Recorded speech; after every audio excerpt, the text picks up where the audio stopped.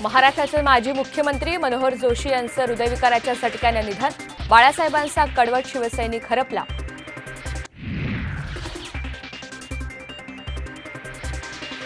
शरद पवार गटाला मिळालं मराठीमुळे तुतारी वाजवणारा माणूस हे पक्षचिन्ह. निवडणूक आयोगाकडून मोठी घोषणा.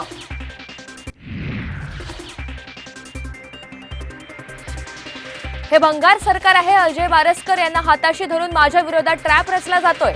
जरांगे यांचा गंभीर आरोप, तर बारसकरांना 40 लाख दिल्याचाही दावा. नाशिकमधील कांदा निर्यात बंदी अंशतः उठवली. देशातून 55,000 टन कांदा परदेशात निर्यात होणार असल्याची माहिती.